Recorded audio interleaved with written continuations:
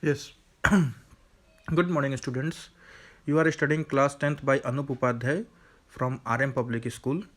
Okay, and your subject is geography, in which you are studying manufacturing industry. Okay, so what we have studied till now, we studied the importance of manufacturing industry. That manufacturing industry is called as the backbone of Indian economy.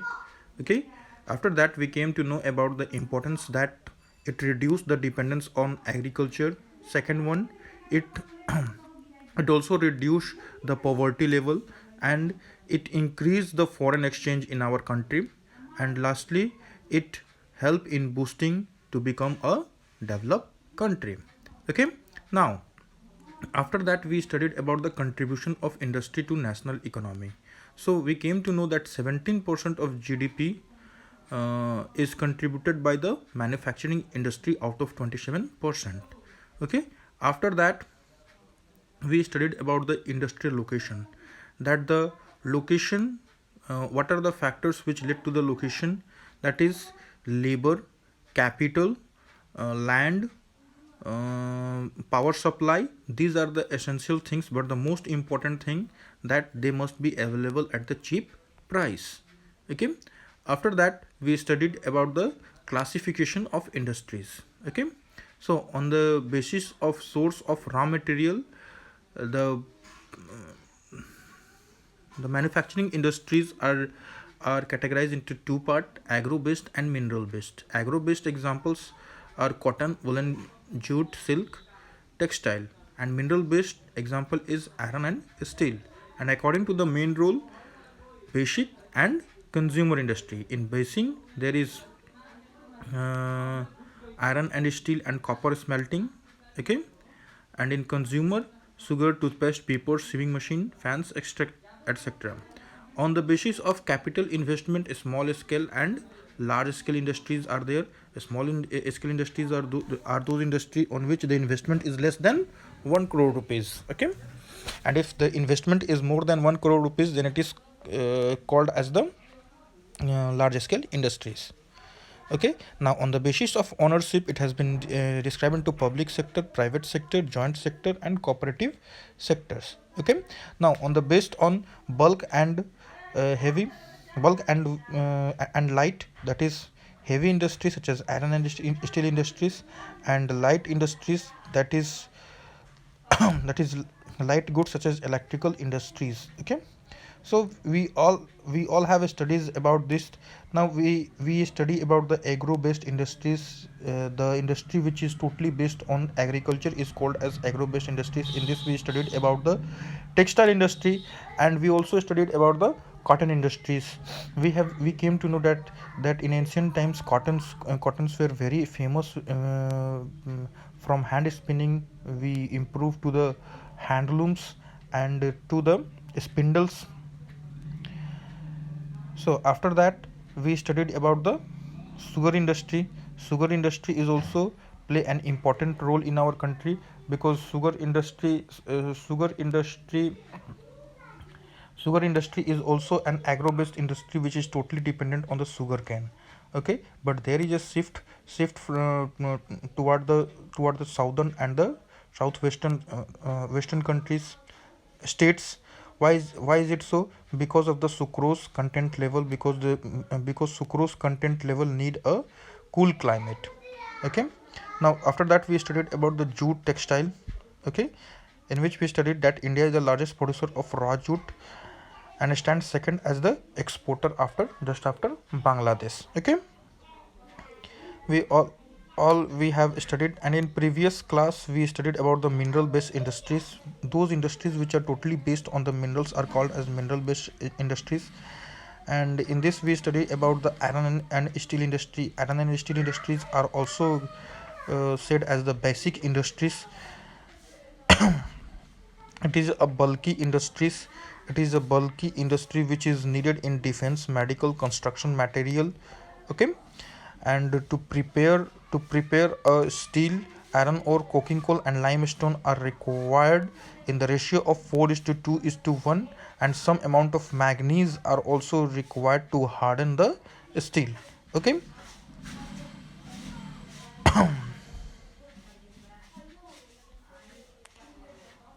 Now, what are the factors? Um, mm,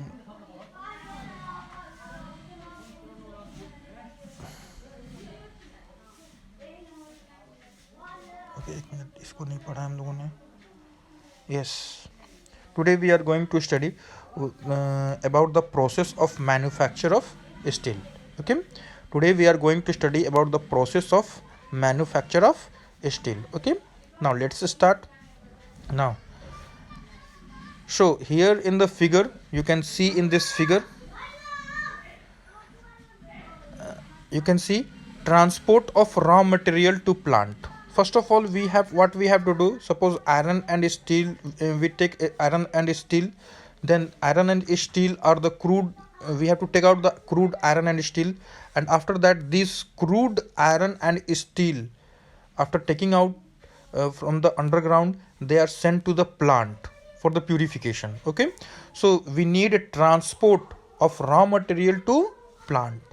When we take out the crude steel, हम लोग जब कच्चा जो है आपका iron और steel को निकालते हैं तो फिर उसको हम क्या करते हैं, हम उसको जो है प्लांट में लेकर के जाते हैं, और इसके लिए हमें ट्रांसपोर्ट की ज़रूरत पड़ती है. We need the transport to supply it to the plant. Okay, next after that we need blast furnace. Okay, here iron ore is melted.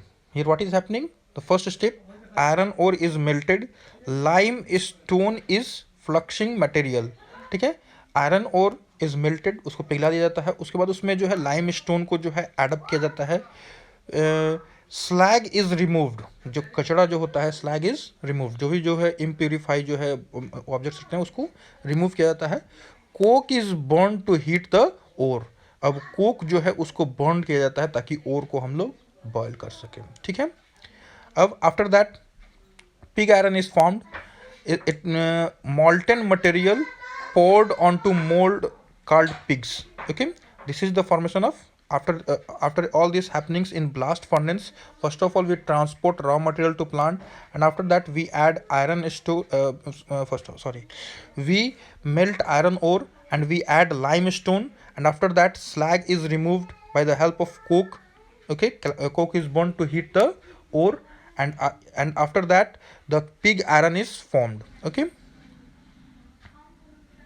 now after that how the this iron is transformed into steel making, let's see.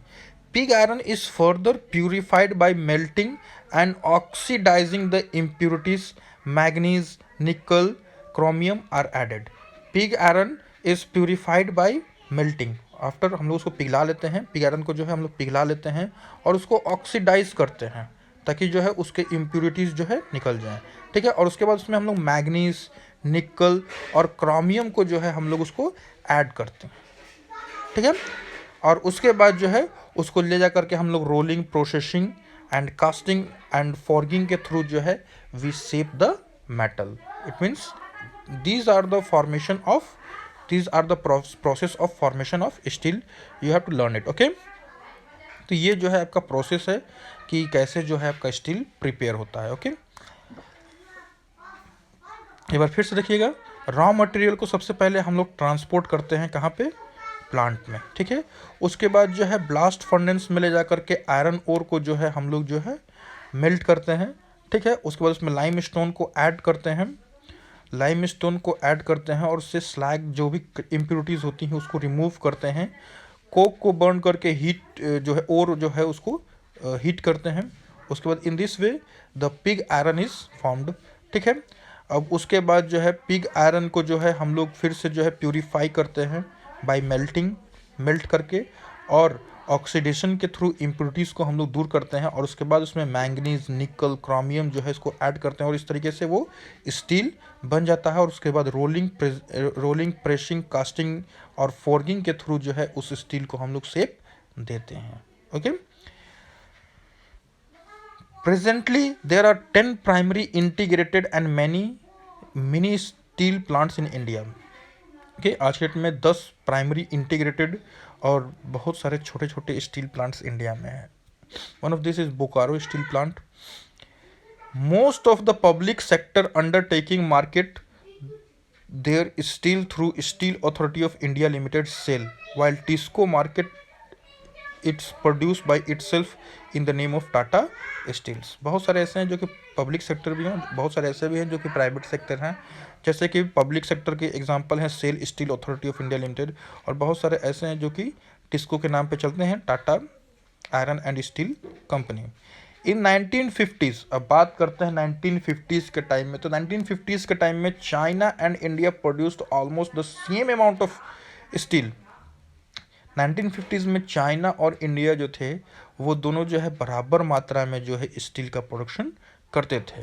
But today China is the largest producer of steel. देखिए 1950s में China और India जो है दोनों same amount में जो है आपका स्टील को जो है प्रोड्यूस करते थे, लेकिन आज के डेट में चाइना जो है वो सबसे लार्जेस्ट प्रोड्यूसर ऑफ स्टील हो गया है। China is also the world largest consumer of steel. China is the largest consumer of steel. In 2004 India was the largest exporter of steel which accounted for 2.25% of global steel trade. 2004 की बात करें तो India जो है सबसे बड़ा exporter था steel का, जो कि जो है 2.25% जो है पूरे ऑल ओवर द वर्ल्ड में जो है ट्रेड करता था। Chota Nagpur plateau region, I would like to remind you, Chota Nagpur Plateau region, where is it located? It is located in Jharkhand. It is located in Jharkhand region. Chota Nagpur Plateau is located in Jharkhand region and has the maximum concentration of iron and steel industry. सबसे ज़्यादा जो है iron और steel industry जो है इसी reason में पाई जाती है। It is largely because of the relative advantage of this region has for the development of this industry. Okay, these include low cost of iron ore, high grade raw material in proximity, cheap labor। और इसके वजह से जो है ये क्यों जो है आपका जो है इसका कारण क्या था, एक मिनट, जस्ट अ मिनट।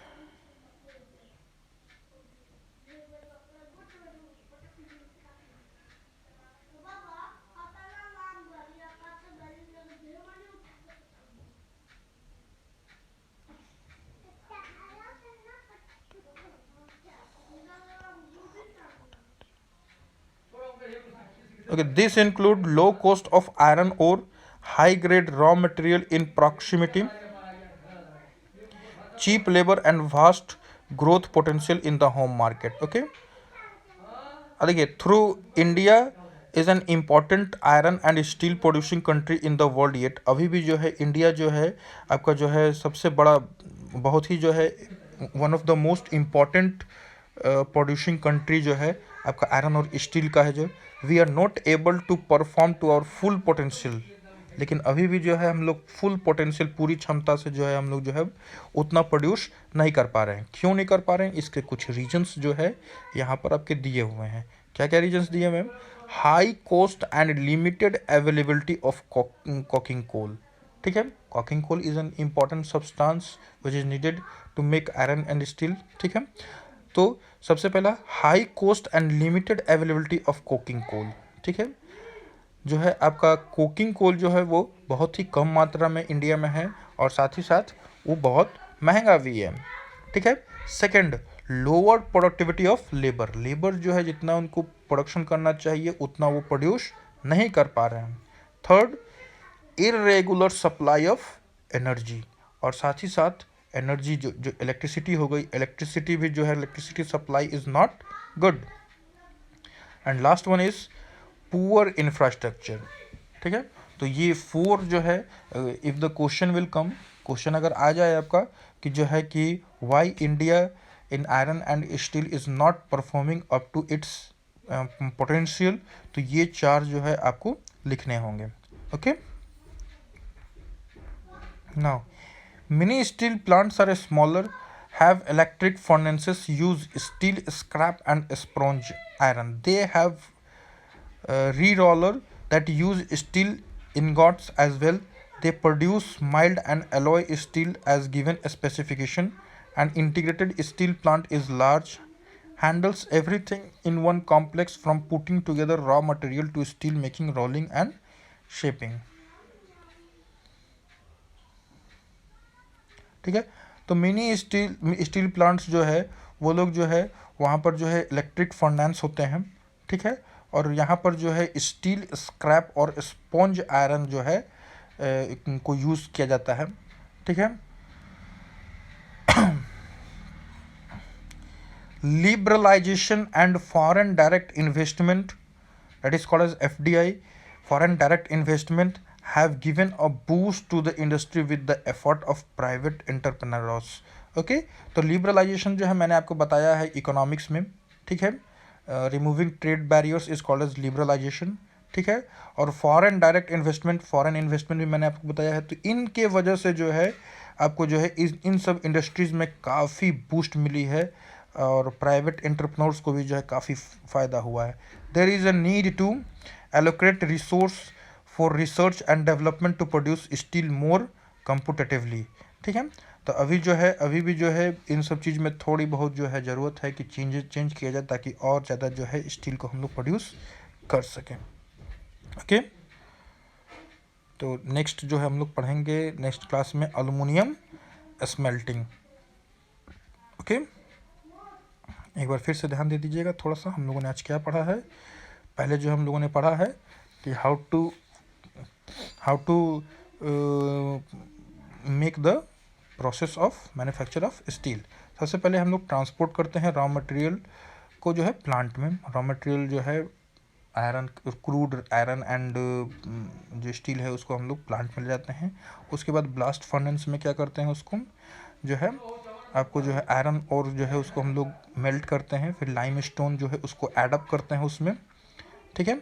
उसके बाद स्लैग इज़ रिमूव, जितने भी इम्प्यूरिटीज़ हैं उनको रिमूव करते हैं. Coke is born to heat the ore. ये सारे प्रोसेस हम लोग करते हैं. उसके बाद पिग आयरन का फॉर्मेशन हो जाता है. उसके बाद जो है पिग आयरन को जो हम लोग प्यूरीफाई करते हैं और उसमें जो है मैंगनीज, निकल, क्रोमियम को हम लोग ऐड करते हैं और इस तरीके से आपका स्टील तैयार हो जाता है. और उसके बाद स्टील को जो है हम लोग शेप करते हैं ताकि वो किसी काम में आ सके. तो उससे शेप करने के लिए कौन कौन सा चीज़ यूज़ करते हैं, rolling, processing, casting and forging. Okay, अभी बात करें पब्लिक सेक्टर की, तो पब्लिक सेक्टर में जो है आपका सेल काम कर रहा है और प्राइवेट सेक्टर में टिस्को, ठीक है. 1950s के टाइम में चाइना जो है वो इंडिया के बराबर ही जो है स्टील प्रोड्यूस करता था और कंज्यूम भी करता था. लेकिन आज के डेट में जो है वो सबसे बड़ा एक्सपोर्टर हो गया है, जबकि इंडिया जो है उससे थोड़ा पीछे चल रही है. अगर 2004 की बात करें तो इंडिया जो है सबसे लार्जेस्ट एक्सपोर्टर हुआ करता था, जो कि 2.25% जो है पूरा जो है स्टील जो है एक्सपोर्ट करता था, ठीक है. और सबसे ज़्यादा स्टील जो है वो प्रोड्यूस होता है आपका छोटा नागपुर प्लेटो में, जो कि झारखंड के समीप जो है लोकेटेड है. ओके, उसके बाद जो है हम लोगों ने पढ़ा कि जो है हमारा जो है स्टील, आयरन और स्टील जो इंडस्ट्रीज़ है उतना ज़्यादा प्रोड्यूस नहीं कर पा रहा है अपनी पोटेंशियल के अकॉर्डिंग में. उसके रीजंस क्या हैं? पहला रीजन है high cost and limited availability of coking coal. Coking coal जो कि बहुत ही इंपॉर्टेंट है, वो जो है बहुत ही कम मात्रा में मिल पा रही है और साथ ही बहुत ही महंगी है. और second, lower productivity of labour भी जो है उतना प्रोड्यूस नहीं कर पा रहे हैं. और थर्ड वन जो है इर्रेगुलर सप्लाई ऑफ एनर्जी भी जो है इर्रेगुलर आ रही है.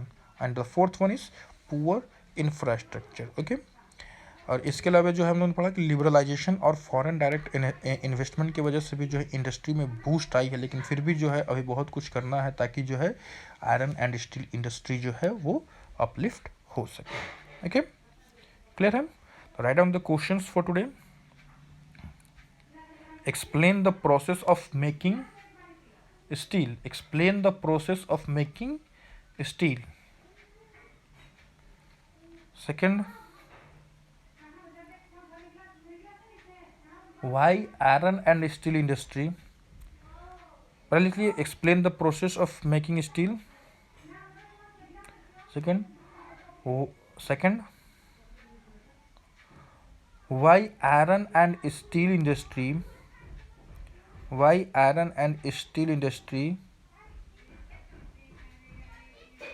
are not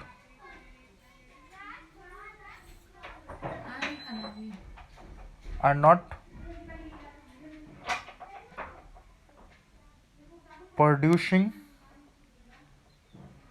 are not producing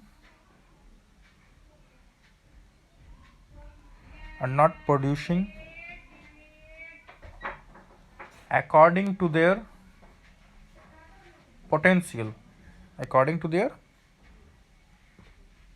potential, okay. Okay, then that's all for today. Okay, thank you and have a nice day. Stay home, stay safe. Thank you.